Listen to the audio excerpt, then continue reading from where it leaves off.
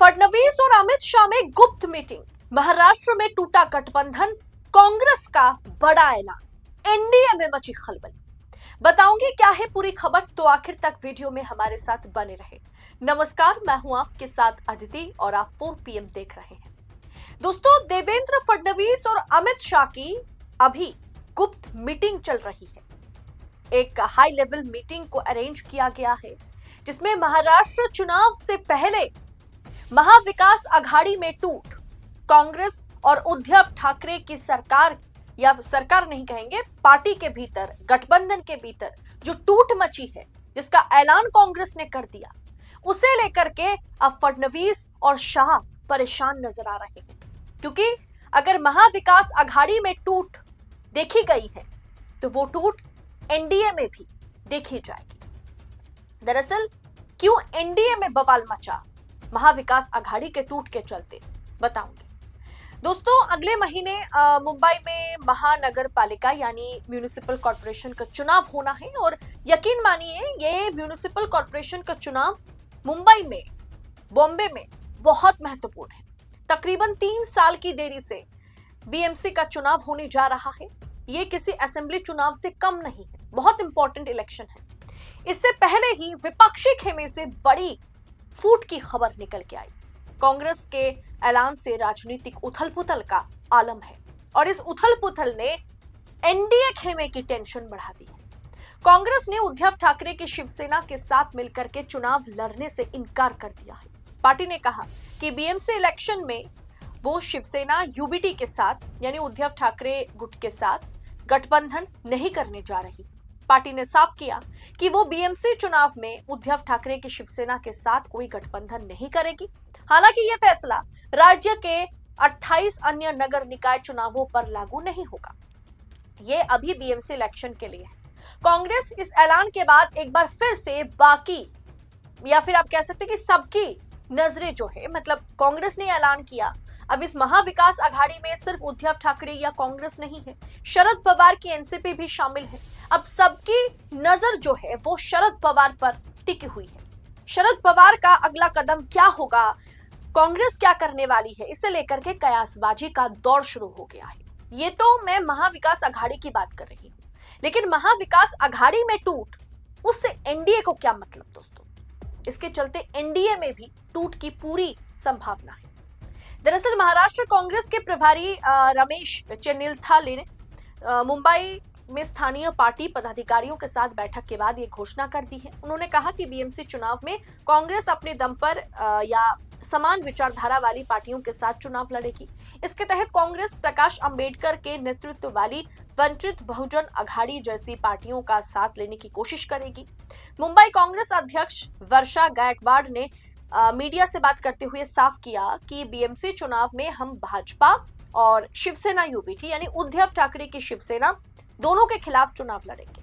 अब दोस्तों, अचानक से ये फैसला नहीं आया है। आप जानते हैं, महाराष्ट्र चुनाव में उद्धव ठाकरे को मुख्यमंत्री के चेहरे के तौर पर प्रोजेक्ट किया जाए ना किया जाए, इसे लेकर के पहले से ही महाविकास अघाड़ी में खास करके कांग्रेस और शिवसेना के बीच की लड़ाई जो है वो काफी समय से चलता आ रहा है, खास करके महाराष्ट्र असेंबली इलेक्शन के बाद से। अब उन्होंने ये भी बताया, कांग्रेस लीडर ने, वर्षा गायकवाड़ ने ये भी बताया कि स्थानीय निकाय का चुनाव है, ये स्थानीय नेताओं ने अकेले चुनाव लड़ने की इच्छा जताई है, जिसे पार्टी नेतृत्व ने स्वीकार कर लिया। अब दोस्तों, ये गई बात महाविकास अघाड़ी की। इसमें टेंशन वाली बात ये भी है कि इस टूट के पीछे सिर्फ पार्टी के जो लोकल लीडर्स हैं वो अकेले चुनाव लड़ने की इच्छा जताई, ये महज मुद्दा नहीं है, ये महज मैटर नहीं, या फिर उद्धव ठाकरे को मुख्यमंत्री ना बनाने का कांग्रेस ने फैसला किया था, या उसमें हामी भरने से कांग्रेस देरी कर रही थी, ये भी सिर्फ मैटर नहीं। मैटर ये भी है कि उद्धव ठाकरे और राज ठाकरे की नजदीकी जो है वो बढ़ रही है। उद्धव ठाकरे और फडणवीस की बातचीत जारी है। इधर एनडीए में, मैंने क्यों कहा कि एनडीए में भी टूट देखी जाएगी, क्यों एनडीए गठबंधन भी टूटेगा, इसे समझने की जरूरत है। दोस्तों, पिछले कुछ समय से ना तो महाविकास अघाड़ी में कांग्रेस और शिवसेना के बीच, यूबीटी के बीच सब कुछ ठीक है, और ना ही एनडीए में फडणवीस और एकनाथ शिंदे वाली शिवसेना के बीच सब कुछ ठीक है। ये दोनों शिवसेना एक्सचेंज हो सकते हैं। एक्सचेंज हो ना हो, कम से कम एनडीए के भीतर शिवसेना एक्सचेंज हो सकती है। इसी को लेकर के देवेंद्र फडणवीस और अमित शाह के बीच गुप्त मीटिंग जारी है, इमरजेंसी मीटिंग जारी है। आला कमान ने यह साफ कर दिया है कि देवेंद्र फडणवीस को एकनाथ शिंदे अभी लायबिलिटी है। एकनाथ शिंदे को साइडलाइन करके एकनाथ शिंदे को एनडीए के किसी कोने में धकेल देना या फिर एनडीए से निकाल देना और उस जगह पर राज ठाकरे और उद्धव ठाकरे की एंट्री हो सकती है। यही कहीं ना कहीं समीकरण बनाने की कोशिश जारी है। ये बात आप भी जानते हैं कि पिछले अगर महाराष्ट्र विधानसभा की बात की जाए, जहां कांग्रेस, एनसीपी और उद्धव ठाकरे की पार्टी मिलकर के सरकार बनाती है, लेकिन आप जानते हैं कि उद्धव ठाकरे की शिवसेना या फिर कांग्रेस की विचारधारा बिल्कुल ही अलग है, बिल्कुल अलग है। बीजेपी और शिवसेना की विचारधारा मैच करती है, लेकिन कांग्रेस और शिवसेना की विचारधारा बिल्कुल अलग है।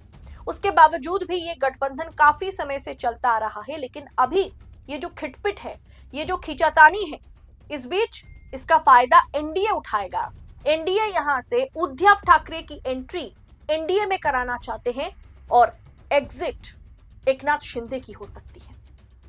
इसे लेकर के तमाम अपडेट, तमाम खबरें महाराष्ट्र से निकल के सामने आ रही हैं और इस बीच कांग्रेस का इतना बड़ा ऐलान, जिसे लेकर के इसका असर सिर्फ महाविकास आघाड़ी में नहीं, इसका असर एनडीए पर भी पड़ेगा। फिलहाल इस पूरे विषय पर आपकी राय क्या है? इस पॉलिटिकल अपडेट पर जो कुछ भी महाराष्ट्र में चल रहा है, किस तरीके से उद्धव ठाकरे की भाजपा के साथ एनडीए में एंट्री और किस तरीके से एकनाथ शिंदे को लात मार के बाहर करने का प्रयास जारी है, कोशिश जारी है, ये आगे देखना दिलचस्प होगा कि इस पर क्या फैसला आला कमान लेते हैं। देवेंद्र फडणवीस काफी समय से एकनाथ शिंदे को लाल आंखें दिखा रहे हैं। अब जानते हैं एकनाथ गुट के तमाम मंत्री, तमाम नेता, विधायक किसी भी मीटिंग पर पहुंचते नहीं हैं। एनडीए के पूरी तरीके से भाजपा को बॉयकॉट किया जा रहा है और देवेंद्र फडणवीस खुल करके कभी शिंदे देवेंद्र फडणवीस को रावण कहते हैं, कभी ये खुद को राम कहते हैं। इसे लेकर के तमाम रायता जो है वो एनडीए में फैला हुआ है महाराष्ट्र में। अब इस बीच कांग्रेस का ऐलान कि हम अकेले चुनाव लड़ेंगे या हमारी जैसी विचारधारा वाली पार्टी के साथ चुनाव लड़ेंगे, ये एक बहुत आप कह सकते बहुत बड़ी टूट की ओर संकेत है। ये महाविकास आघाड़ी भी टूटेगा, इधर एनडीए भी टूटेगा। इस पूरे विषय को आप किस अंदाज में आंकते हैं, कमेंट बॉक्स में बताइएगा। ऐसी तमाम खबरों को, पॉलिटिकल अपडेट को एनालिसिस के साथ पाने के लिए 4 PM न्यूज नेटवर्क के साथ बने रहें। मुझे दीजिए इजाजत। बहुत बहुत शुक्रिया आप सभी का। जय हिंद, जय भारत।